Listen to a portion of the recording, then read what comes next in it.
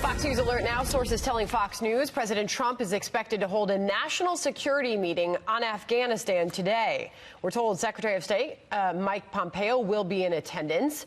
The president getting an update on negotiations to end America's longest war and potentially setting the stage for a troop withdrawal. Joining us now is Joey Jones, former bomb technician with the U.S. Marine Corps and Fox News contributor. Always good to have you on the program. Good morning to you.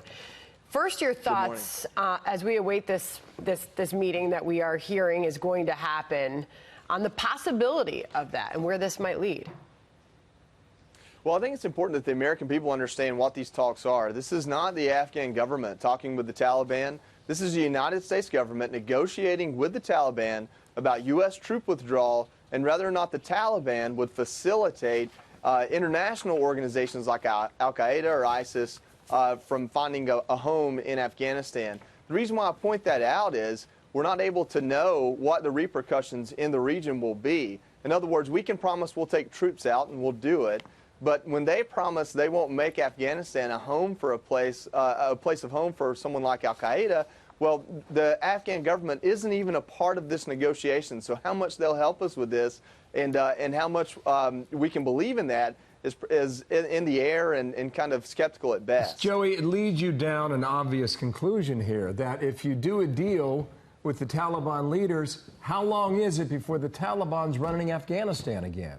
If that's the case, then we go pre-9/11 then, Joey.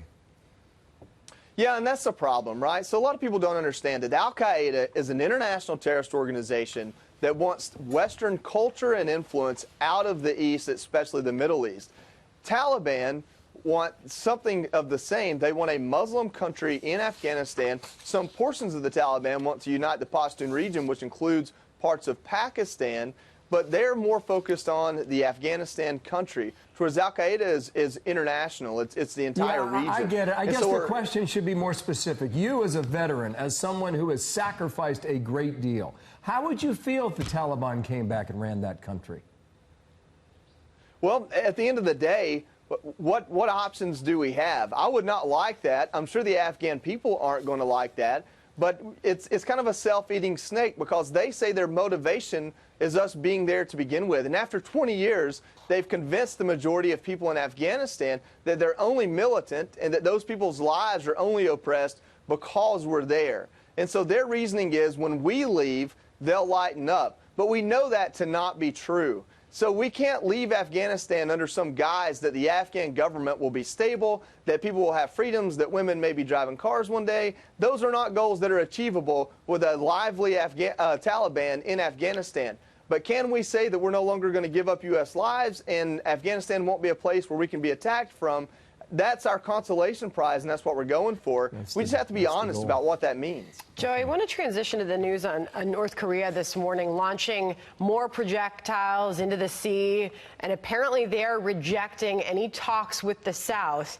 And shortly before the news of these latest launches happened, North Korea's government released a statement via the state-run news agency saying that Kim Jong-un's regime believes there is, quote, nothing more to talk about with the South Korean authorities. Where does all of this go next? Well, it's turned into a little bit of a cat and mouse. I'd say it's turned into, it probably has been for a really long time. President Trump will say things like, you know, Kim Jong-un wrote a beautiful letter and we have dialogue, and those are great things. Those are things I don't know have happened in the past. When you step on the head of a snake, and I've used this analogy before, it strikes back and then it finally dies and suffocates. What we have to believe, or what I believe as a supporter of the president, is that the more we constrict North Korea, the more they'll lash out because they're in their dying breath. That's what we hope for, and that's what we hope these are. But it may just be that we're playing the same game, right? They're not doing anything to ally themselves in a place where they can have dialogue with South Korea. And that's where the real threat is. If they're going to attack anyone, it'll be South Korea. So it's going to strain our relationship with South Korea, Japan, and other countries in the region. And so it may be an effective strategy for them. Honestly, I'm not steeped in Asian diplomacy, so I don't know what our goals are.